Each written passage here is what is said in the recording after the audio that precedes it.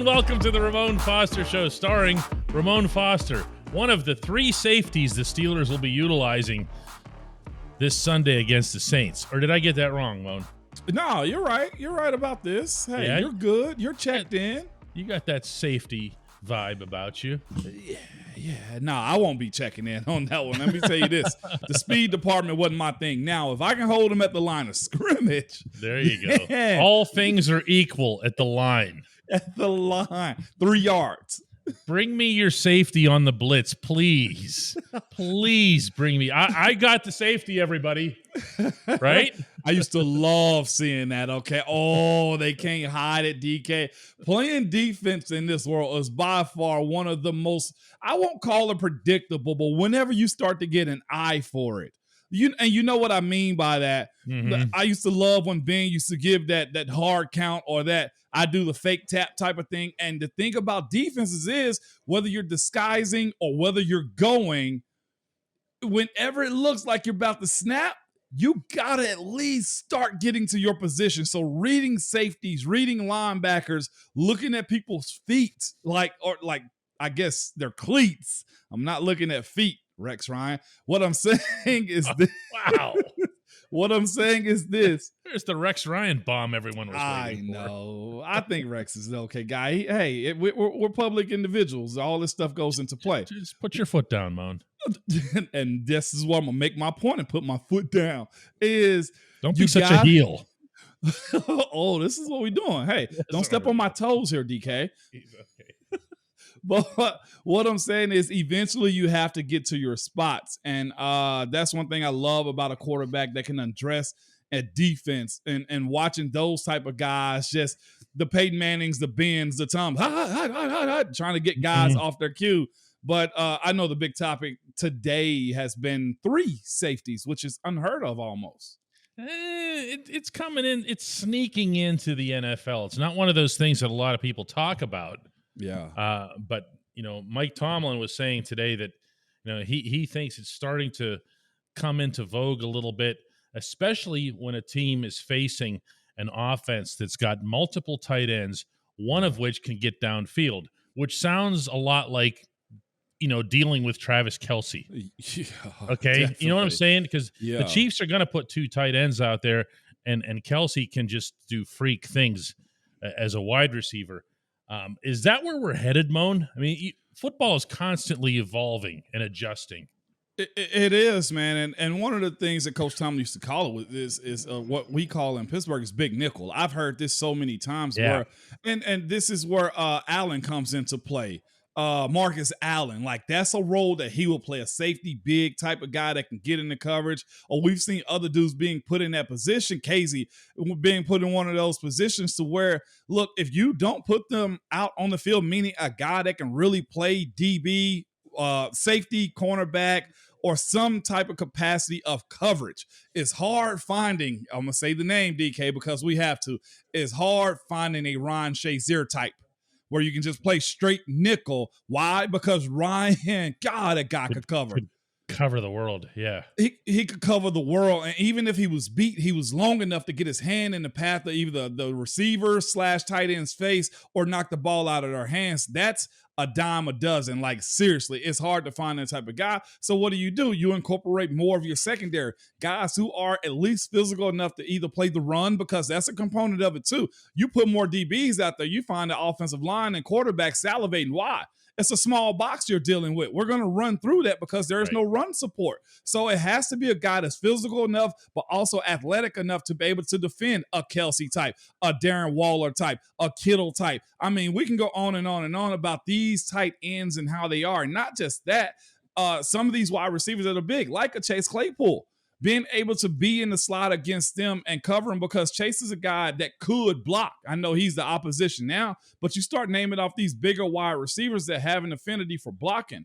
That's George why Pickens. you go, George, come on. Mm-hmm. Like that's the part of it. What do you want to respectfully, I say this, a 5'7" guy that's 160 out there in the run support? No, he's going to get bullied all day long. So having the 3 safety set covers you in the terms of we got enough people in the box that are willing tacklers, and also puts you in a position of, well, if you do decide to throw, then we're going to be able to defend down the field too. It's a beautiful concept, man. Pittsburgh has actually done it for a while when it comes down to big nickel, dime, dollar, all those type of coverages or personnels that you go into, because you get caught lacking in a no huddle or an up-tempo type of offense on the opposite side of your defense. That could be a long day at the office. Yeah, you're smoked in that sense. I mean, we've seen it how many times, even just from the Steelers standpoint, and that's not just Rob Gronkowski, which is what everybody's thinking of, because he did that to everybody. But but it was there's been guys inside the AFC North who've done that to the Steelers over the years, and I believe that when DeMonte Casey was brought in, it was done with that in mind. Yeah. Because if you think back, they were kind of letting Terrell Edmonds hang there in free agency. Yeah. But this concept doesn't work without any of these 3 individuals, meaning obviously including Minkah Fitzpatrick.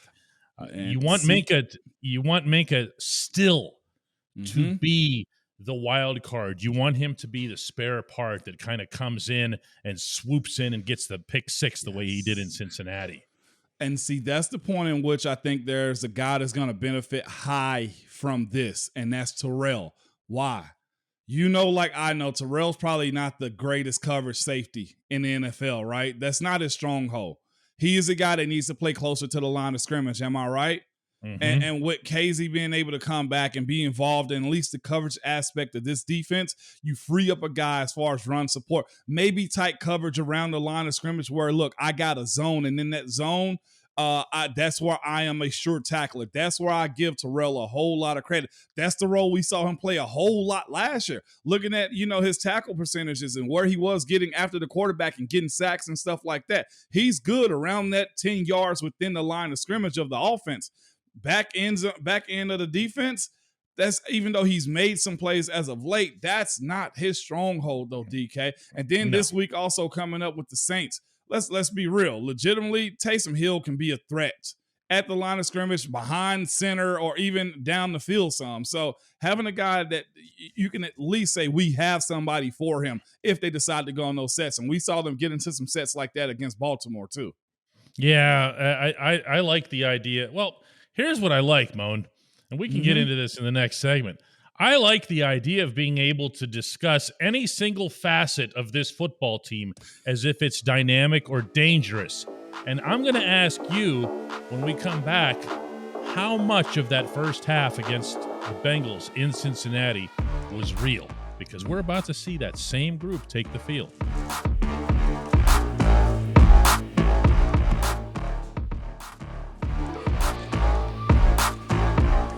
Welcome back to the Ramon Foster Show. It seems like forever ago, like forever ago, that first half in Cincinnati when we were all thinking, this is the greatest defense we have ever witnessed in our lives.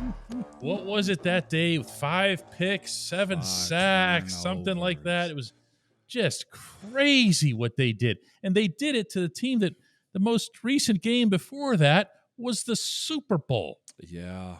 Was any part of that authentic, or was it just what a lot of people suggested, which is that Zach Taylor didn't have the Bengals ready?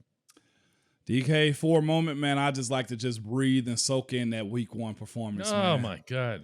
Because every bit of me said, y'all counted us out. No one believed in us. And the Bungles, and I'm sure I had a heck of a day tweeting that day, because if any AFC North win, especially the Browns and the Bengals, I'm 10 toes down on those. But so is Rex Ryan. Hey, don't put your foot in your mouth.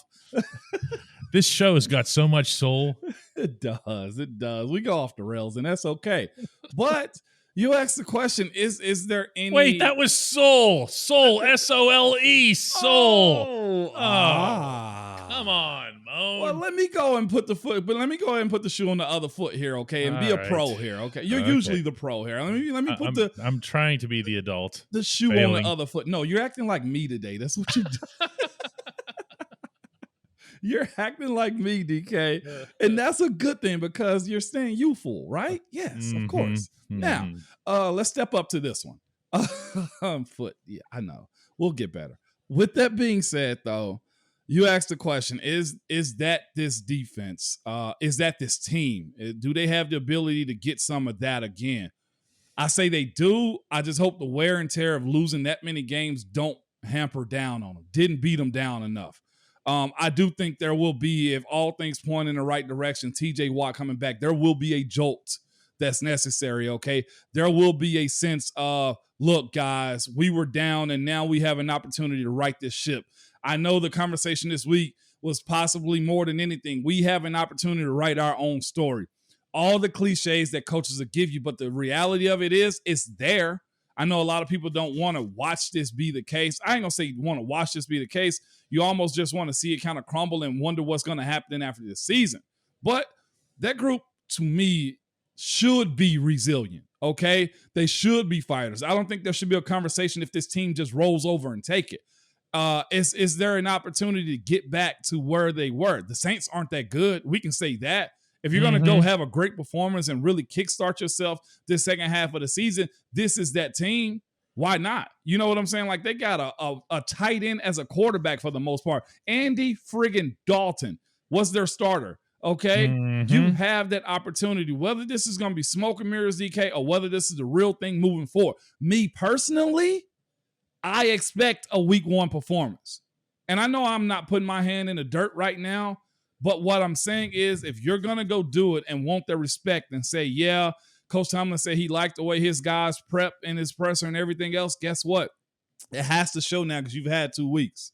He's going to lean on them, too, for this so hard. Meaning he's going to go to those defensive guys all week long and say, hey, what's going to be the excuse now? 90's back. What's going to be the excuse? Yeah. What's the reason that you're not going to come away with a sack or 2 in this game? What's the reason that you're not going to have a takeaway or 2? And even to the coaching staff, it's okay to blitz again. Right? Yeah. I mean, I just think there's a lot of different things that they could throw into the mix defensively. The one thing that has me concerned, and only mildly so, is that Miles Jack has been slowed this week with a knee issue. Okay. Yeah. Okay. I'm with you. Yeah. My thing is this. I know they have Olave. I know they got Callaway. I know they have who's the running back for? Kamara. Kamara. My vault. Yeah. Golly, forgive me. They have Kamara. I think that's how you say it too. Alvin Kamara. Yeah. And they have a bunch of skill, but they play so tight to the line of scrimmage as far as their offense, DK. I say to myself, you should be able to get after this group. Their defense on the other side of the ball, the Saints, as good as I've always thought them to be, they're giving up 25 points a game, DK. That's not normal for them. That's where that week one performance really comes into play. I think you can get an opportunity to see that, DK, if this offense shows some life too. Just being real, it would be disheartening to go out and know you got your full strength defensively, unless Miles Jack has an issue or 2, and then you're still not getting any support after the bye.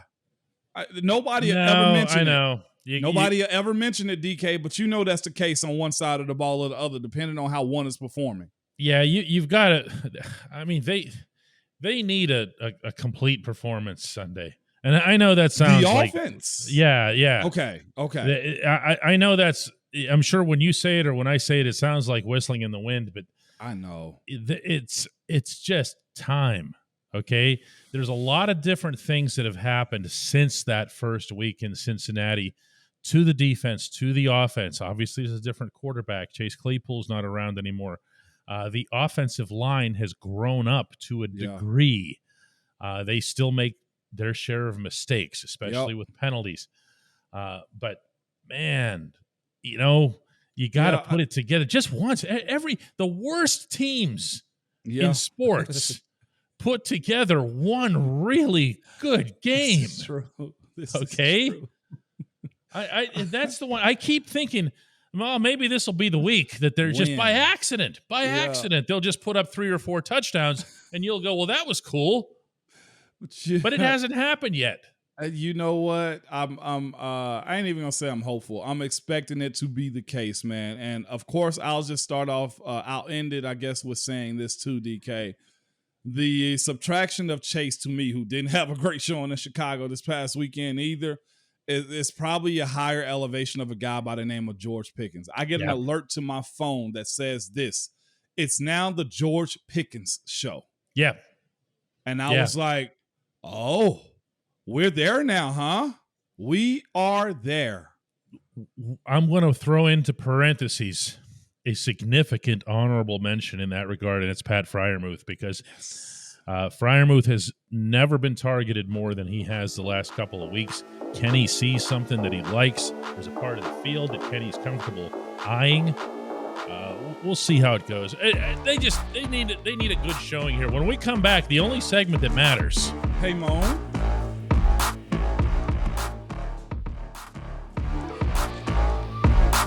Welcome back to the Ramon Foster Show, and the only segment that matters. That would be the Hey Moan segment, which is brought to you by the Get Go Cafe and Market, where quality is at the core of every menu item. 3 expert chefs fine-tune every detail so that every sub, burger, salad, wrap, drink, and app is crafted for craveability. Order your favorite entry now at the Get Go Cafe and Market. Better believe it. Moan, you've picked another one. I did. I picked this one out for 2 different reasons, man. This is from George Monkey. I guess is how you say it. McKechnie. I don't know how you say it. Either way, sorry for butchering your name, George. It's George. It's George. I shouldn't have even went with the last name, but It's for 2 George. different reasons. And I'll tell you this. It's from George. It goes, hey, Moan. That's me. It's election day. Yes, it is. And I vote for your podcast as the best sports podcast ever. Yeah. ATTN : Cam Hayward. Yeah, take that, Cam. He also texted me back yesterday too. But this is the rest of what he says. Here is one thing I learned from the Ramon Foster Show. I did not appreciate you enough during your playing days. My bad, totally. I respect that. That's kind of how I felt my career went in a lot of ways. You remember when I came in the shop and I was just like, I didn't realize I had that effect that I did. You know what I'm saying? With how my career went, I just did a job. It's how I always looked at it. And I thought I was just a walk around type of guy to the fans. And it was a little bit more than that. But here it is. He said, I was too dumb to know what I was seeing in the offensive line. Could you set up a link to your player highlight clips? I would love to relive your past. Seriously, you guys are great. George, originally from Pittsburgh, but resides in Alabama. But he says, go Vols. I'll take it. Yeah. Wow. That's a big fan. That was, man. But it was this. The other half of that is the player highlights. The player highlights are just that, though. They're highlights. It doesn't tell the entire story of what a game was and how a player played. And offensive line clips, they come few and far between, because what's a 1-yard gain as far as blocking somebody? Like we'll probably have to, DK, in some capacity, man, do the all 22 or the NFL playback to just go through some games and highlights. We're on the platform right now that allows us to restream games, and I can explain to you what's a good clip, what's a bad clip, what's a good block, bad block, and what's a tie. I was looking at a young guy that I know from Tennessee, Trey Smith. He plays guard for the Kansas City Chiefs, and he has these clips up that people have been putting up of him just having an absolute day against Jeffrey Simmons, this Titans defense from this past Sunday night. And I inboxed Trey because that's a good buddy of mine. And I was like, dude, you had a game. You grew up, man. I love this. You dogged him. And I saw a bunch of fight. I saw a bunch of pushing and shoving. I saw a bunch of finishing. I saw a lot of attitude. I saw good technique. I saw one play that he kind of got beat a little bit. And what's crazy as far as highlights go is what I'm getting to. Trey hits me back and he's like, man, I appreciate that. He's like, but honestly, that was probably my worst game as a pro. I said, dang. Go ahead. You can take the worst athlete in the history of sports and put together the most fabulous TikTok of their highlights and convince yourself within about 8 seconds that they were Bo Jackson. Okay, I'm totally serious. Where you just Whoa. Yeah. I use that joke a lot when it comes to baseball players hitting less than 200, because you know what? Oh. Somewhere out of those handful of hits that they had, one or two of them were stung somewhere. Yeah. And Yeah. they were rounding the bases, you know, Yeah. sliding headfirst into second, Yeah. and getting up and motioning back to the dugout. Yeah. Yeah. And there's some good music going on over it and everything. Yup. And it's like highlights, man. Highlights. That's the most dangerous single thing about the NFL draft is Yeah. that they've got a production ready for the worst player available, you know? Yeah, And 100%. NFL music, dun dun dun dun, dun dun dun dun. You're like, yeah, draft him. He's awesome. He's great. No doubt. But that was the point I wanted to make, though, is putting up a highlight tape doesn't really give the whole picture. Of course, you can do one in retirement in hindsight when you look at the entire career, but Trey Smith's a guy I think that's going to be one of the top 5 guards in this league. Had to get past his medical issues. I talked to Pittsburgh. I was like, y'all need to go get Trey. But he's playing. He's having a really good. You did too. I did. Yeah. Yeah, I know you did. And Kansas City's benefiting from it right now. Boy, can you imagine that, DK? I don't want to. I know, neither here nor there. But that's also pros too. Most of the time, pros just do their job with their heads down, because the moment that you rise above your performance and what it actually is the moment that you're probably going to have the worst game of your life. Like, 5 good clips don't mean the entire game. But at the same time, I'm not going to let you off the hook from what George asked, though, because, look, Alan Faneca, who played not exactly your position, he was a right guard, but a guard. Alan Faneca stands in front of everybody. He's got the yellow jacket. There's thousands of Steelers fans and everything in there. He's got one play to pick from, okay? Well, everyone knows what play that is because he threw the arguably the greatest block in franchise history. He sprung out to the right side and broke open 75 yards of Willie Parker. Go ahead. Pick one. There's no way you don't have a play in mind. Mine's for sure is the C.J. Mosley play. I pull around and it's sealed off block to my inside, tight end's kicking out, and it's 1-on-1 with CJ Mosley. And I pull around, same foot, same shoulder, and literally run through him to a point to where his feet come off the ground, he hits the ground, okay? And I remember seeing him like a year later. And I pull around and cut him again. He said, "No, not this time, big fella." He said, "Not this time, big fella." And I was like, "Oh, so you do remember?" Yeah. It's either that or I think it was a Thursday night game at home against the Titans. It was Jarrell Casey. And my brother ended up making the clip of it where he was saying I was dog walking him, but it was a textbook block where Jarrell Casey's super slippery. I think he's a Pro Bowl, All-Pro guy, if I'm not mistaken. Mm-hmm. And he's very shifty like Javon Hargraves was. And I lock onto him. I'm walking here, and I have him here, and my footwork is good. I'm rolling my hips.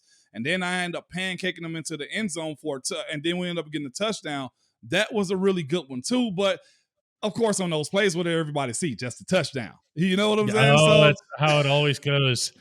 Remember the game in San Diego? Obviously, we're dating things now, even by referring to San Diego. Would Vic start?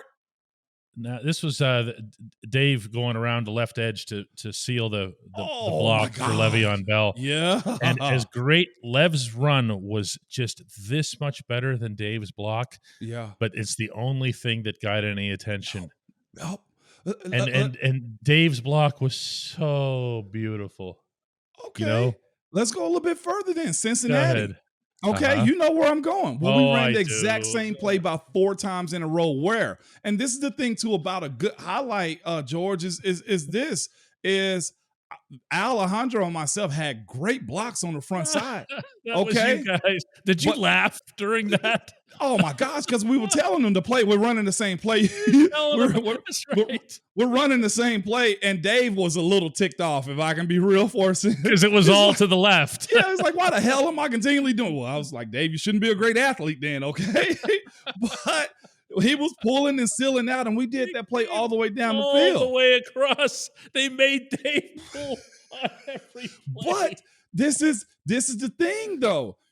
Al and I, because of our size, were better at those seal blocks than Dave and Gil, or Dave and Chooks was, because I mean, you had two tall, Al 6'10", I'm 6'6", 6'7", and cleats and on the field, big body guys that could seal the front side, because without us sealing the front side when they knew the play was coming there, Dave doesn't clear.